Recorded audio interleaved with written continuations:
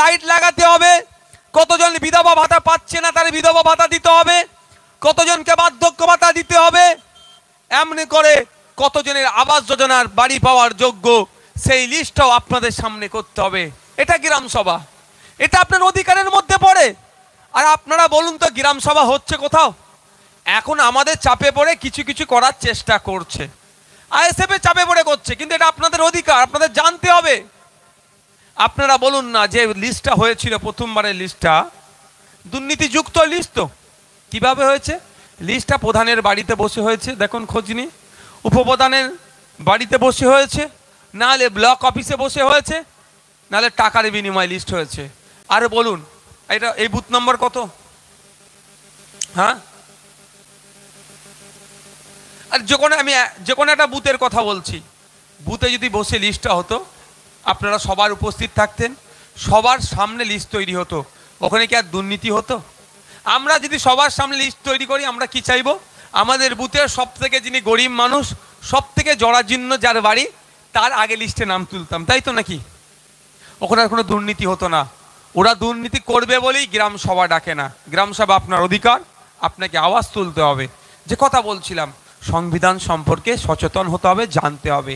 আমরা যারা ভিন্ন ধর্মের অনুসারী, ভারতবর্ষের এটা হচ্ছে ডাইভার্সিটি, এটা হচ্ছে ডেমোক্রেটিক্যাল পাওয়ার, এটাই হচ্ছে ডেমোক্রেসির আমরা খুবই মহত্ব। আমরা গর্ব করে বলি আমাদের দেশের সংবিধান পৃথিবীর সব থেকে বৃহত্তর সংবিধান, আমাদের দেশের গণতন্ত্র পৃথিবীর সব থেকে বৃহত্তর গণতান্ত্রিক দেশে আমরা বসবাস করি, আমাদের নাগরিক অধিকার আছে। আমি প্রত্যেককে বলবো, আমার দেশের যারা ধর্ম মানে না অর্থাৎ নাস্তিক, তারাও এই দেশে মাথা তুলে বাঁচতে পারে, এবং যারা ভিন্ন ধর্মের অনুসারী তারাও আমরা মাথা তুলে বাঁচতে পারি। এটা হচ্ছে আমাদের অধিকার। আমরা যারা বিভিন্ন ধর্মের অনুসারী, ধর্মগ্রন্থ আমরা বাড়িতে রাখি। হিন্দু ধর্মের যারা আছেন তারা তারা গীতা থেকে শুরু করে রামায়ণ, মহাভারত এই ধরনের ধর্মগ্রন্থগুলো রাখে। মুসলিম ধর্মের যারা অনুসারী তারা কুরআন, হাদিস, ইজমা, ফিকহ, ফারায়েজের বইপত্র বাড়িতে রাখেন, পড়াশোনা করেন। যারা খ্রিস্টান ধর্মের অনুসারী তারা বাইবেল রাখেন, বা ভিন্ন ধর্মের যে ধর্মগ্রন্থগুলো আছে তারা বাড়িতে রাখেন। কারণ কি রাখার বা পড়াশোনার কারণ কি? ধর্মের যে নির্দেশনা দেয়, শান্তির কথা বলে, ঐক্যের কথা বলে, মানুষের মনুষ্যত্বের কথা বলে, দেশপ্রেমের শিক্ষা দেয়, সেটাকে বাস্তব জীবনে অ্যাপ্লাই করার জন্য সেগুলোই পড়িত নাকি? ধর্মগ্রন্থ পড়ার মানে কি? শুধু পূর্ণ হবে, সব হবে এটা তো নয়, সাথে সাথে সেখানে যে কথা উল্লেখ করা আছে বাস্তব জীবনে আমরা সেটাকে প্রয়োগ করার জন্য। আমি প্রত্যেককে বলবো, যেমন আমরা ধর্মগ্রন্থগুলো পড়ি, সাথে সাথে আমাদেরকেও, যারা আমরা ভারতীয় নাগরিক, আমরা আমাদের দেশের সংবিধানকে আমাদেরকে পড়তে হবে।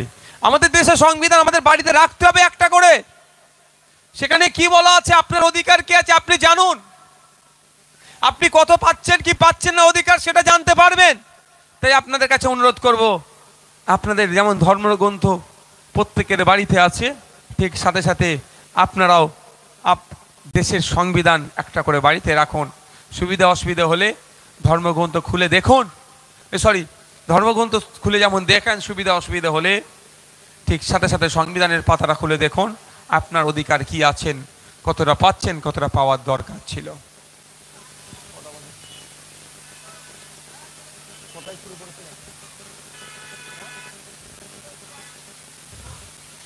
বন্ধুগণ, বক্তব্য দীর্ঘায়িত করব না, শেষের দিকে আসছি। আপনাদের কাছে অনুরোধ করব, কয়েকটা বিষয় মাথায় রেখে চলবেন।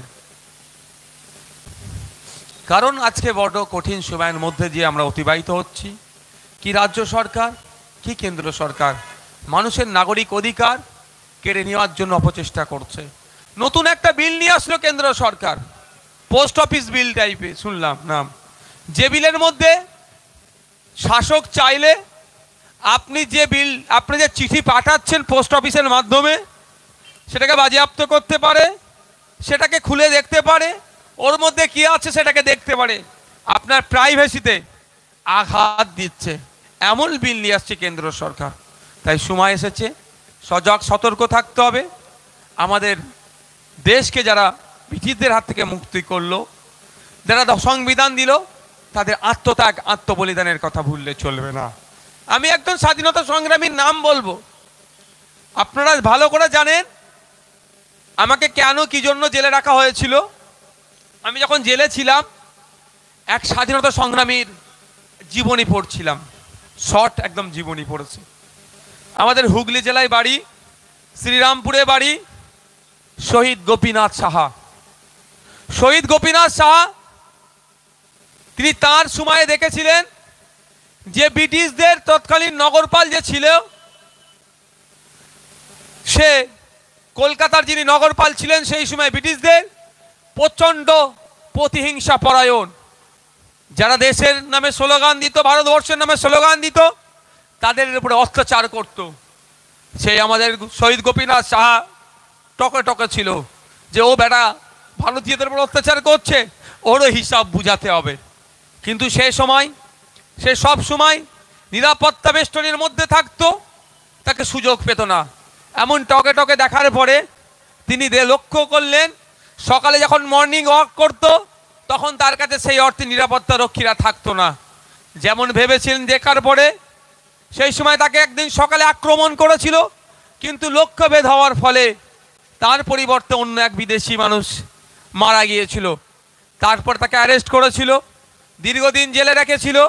16ই ফেব্রুয়ারি তার ফাঁসির ডেট ঘোষণা করেছে, মার্চের 1 তারিখে তার ফাঁসি হবে।